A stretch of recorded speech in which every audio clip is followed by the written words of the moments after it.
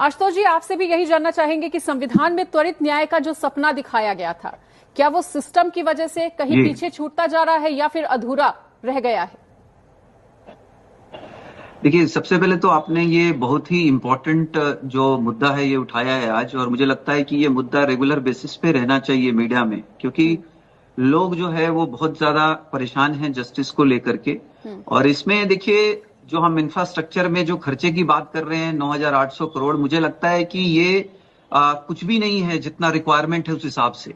और मैं बिल्कुल वाकिफ रखता हूं, जो हमारे मित्र जो हैं, चाहे वो एडवोकेट मिश्रा जी हों या एडवोकेट जैन जी हों या फिर जस्टिस मित्तल साहब ने जो भी बताया, बिल्कुल उन्होंने सही मुद्दे को उठाया है। और मेरा इसमें बहुत ही क्लियर मानना है कि देखिए, पहले तो नंबर ऑफ जजेस, आप देखिए नंबर ऑफ जजेस हमारे इंडिया में क्या रेशियो है, जो हमारे पॉपुलेशन से अगर आप काउंट करेंगे तो 1 मिलियन यानी कि 10 लाख लोगों में 15 से 21 जजेस हैं। ठीक है, जबकि आप अगर दूसरे कंट्री को कंपेयर करते हैं, अगर आप देखें यूएसए में तो यही जो है रेशियो 15 से 21 की जगह 150 है। मतलब 150 जजेस हैं 10 लाख पॉपुलेशन पे। और अगर हम जो है यूके में चले जाएं या हम यूरोपियन दूसरे कंट्रीज को देखें तो लगभग 220 जजेस हैं पर 10 लाख पॉपुलेशन पे। और अगर हम चाइना की बात करें तो लगभग 300 जजेस हैं 10 लाख पॉपुलेशन के रेशियो में। तो मुझे लगता है कि हमारा जो नंबर ऑफ जजेस हैं वो कुछ भी नहीं है पॉपुलेशन को देखते हुए, जबकि हमारे देश में सबसे ज्यादा लिटिगेशन है। इसके बहुत सारे कारण हैं, क्योंकि अगर आपके साथ कोई दिक्कत हो जाए, कोई बात हो जाए, आप पुलिस स्टेशन में जाएं तो आपका एफआईआर नहीं लिया जाएगा, नहीं होगा आपका काम, फिर आपको कोर्ट आना पड़ेगा। अगर आपका कोई जमीन से रिलेटेड इशू है, आप चले जाएं गवर्नमेंट डिपार्टमेंट में, आप कलेक्टर ऑफिस चले जाएं, आपका काम नहीं होगा, फिर आपको कोर्ट आना पड़ेगा। तो इतने सारे फेलियर्स हैं जिसके वजह से जो है अल्टीमेटली पूरा बर्डन कोर्ट पे आता है। और मैंने देखा है, ऐसा नहीं है, अभी जैसे जस्टिस मित्तल भी बैठे हैं, और मैं ये कहना चाहता हूं कि आज की डेट में हाई कोर्ट में अगर आप जजेस को देखें तो दिन भर में वो 80, 100, 150 मैटर इतने सुनते हैं वो, जो कि अगर रॉयल कोर्ट में मैं गया था लंदन में, 11:30, 12 बजे तक सारे मैटर्स खत्म हो चुके थे, क्योंकि जितने मैटर थे पूरे कोर्ट में मिलाकर के वो खत्म हो चुके थे। जबकि हमारे यहाँ पे 5 बजे 6 बजे भी कुछ कोर्ट्स बैठते हैं लेट तक, तो भी ये मैटर्स खत्म नहीं हो पाते।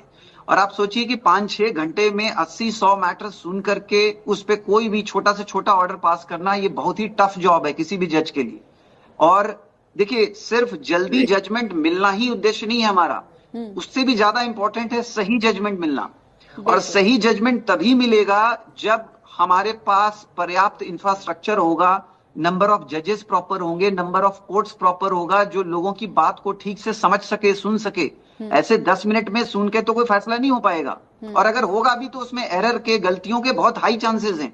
और इसी वजह से फिर अपील जो है हमारा, अपील में जाता है हायर कोर्ट में, और फिर अपील में हम देखते हैं कि ऑर्डर रिवर्स हुआ, चेंज हुआ, क्योंकि बहुत सारी गलतियां रह गई। बिल्कुल आशुतोष सर, माफी चाहूंगी। देखिए, आपने बोला कि कोई भी फैसला 10 मिनट में नहीं हो सकता, और इस बात से हम पूरी तरीके से अग्री है कि कोई भी फैसला 10 मिनट में नहीं सुनाया जी, जा मैं सकता। आगे आ रहा हूं। बिल्कुल, देखिए, 10 मिनट में नहीं आ सकता, 10 दिन में नहीं आ सकता, 10 सालों में भी नहीं आता सर। यहाँ तो 25 से 30 साल गुजर जाते हैं, 3 दशक गुजर जाते हैं। मैं आपको बताता हूं। जैसे अगर आपका आज हाईकोर्ट में केस लगा हुआ है, आपका मान लीजिए केस नंबर 50 पे है, और 40 या 45 नंबर होते होते कोर्ट का समय पूरा खत्म हो चुका, समाप्त हो चुका, तो उसके बाद आपका वो डेट नहीं, आपका डेट तो लगा हुआ है, लेकिन अब आपको न्यू डेट मिलेगा। तो जिस तरह से नंबर ऑफ केसेस, और दूसरे दिन कितना हो, दूसरे दिन हजारों केसेस उसी कोर्ट में और फाइल हो जाते हैं। तो अगर आप देखेंगे तो नंबर ऑफ केसेस इसी वजह से पेंडिंग हो रहे हैं, क्योंकि उसको एड्रेस करने के लिए हमारे पास जो अप्रोप्रिएट जो जजेस होने चाहिए, जो नंबर ऑफ कोर्ट्स होना चाहिए, वो नहीं है उसको टैकल करने के लिए। जो हमारा पॉपुलेशन के हिसाब से जो हमारा रेशियो है जजेस का, वो बहुत ही कम है। तो आपको ये बात को समझना पड़ेगा, वो 10 साल क्यों हो रहा है। वो 10 साल इसलिए नहीं हो रहा है क्योंकि 10 साल से वो हियरिंग चल रहा है कंटिन्यूअसली, ऐसा नहीं है। उसमें मैक्सिमम टाइम पे, उसमें अगर आप देखेंगे तो डेट्स मिला। और डेट्स क्यों मिला, क्योंकि उस दिन, जिस दिन ये मैटर लगा था, उस दिन इस पे कोई डिसीजन नहीं हो पाया, ये रीच नहीं हो पाया, या उस दिन कोई लिटिगेंट ने एडजर्नमेंट ले लिया, या फिर उस दिन कोई एडवोकेट छुट्टी पे था, या उस दिन कोर्ट ही छुट्टी पे था। ऐसे बहुत सारे मामले हैं। तो मुझे लगता है जो फर्स्ट जो हमारा होना चाहिए वो होना चाहिए इंफ्रास्ट्रक्चर। और इंफ्रास्ट्रक्चर में दोनों चीजें आते हैं, नंबर ऑफ जजेस भी, नंबर ऑफ कोर्ट्स भी। और इसके अलावा देखिए, कोर्ट्स में जो स्टाफ होते हैं, जो केस को लगाना या उसको मैनेज करना या फाइल को टाइम पे पहुंचाना या जो अपडेट्स को मैनेज करना, वहां पे भी मुझे लगता है कि नंबर ऑफ एम्प्लॉइज बहुत कम है एज कंपेयर टू अगर आप दूसरे कंट्रीज से देखेंगे तो। और आप देखिए सुप्रीम कोर्ट का ही जो इंफ्रास्ट्रक्चर जो कमिटी है उसका ही अगर आप रिकमेंडेशन देखेंगे तो उन्होंने कहा था कि मिनिमम 40 से 50,000 करोड़ जो है पूरे इंडिया के हिसाब से, ये तो इनिशियली जो है इतना पैसा लगाना पड़ेगा, इन्वेस्ट करना पड़ेगा, तब जाकर के जो है वो मैच हो सकता है। और देखिए पहले तो जो है हमारे पास देखा जाए तो ना तो कोई वर्चुअल हियरिंग की फैसिलिटी थी, ना ही हमारे पास जो है वीडियो कॉन्फ्रेंसिंग की फैसिलिटी थी। वो सब देखिए धीरे धीरे अब जाकर के थोड़ा शुरू भी हुआ है, लेकिन वो भी अभी तक पूरी तरह से पर्याप्त नहीं है। लोग इतने सारे लिटिगेंट्स हैं जिनको ट्रैवल करना पड़ता है एक जगह से दूसरी जगह, जो कहीं ना कहीं जो है ऑनलाइन हियरिंग से थोड़ा सा उसमें कमी आई है। कमी को आप एक कारण बता रहे हैं, बिल्कुल आशुतोष।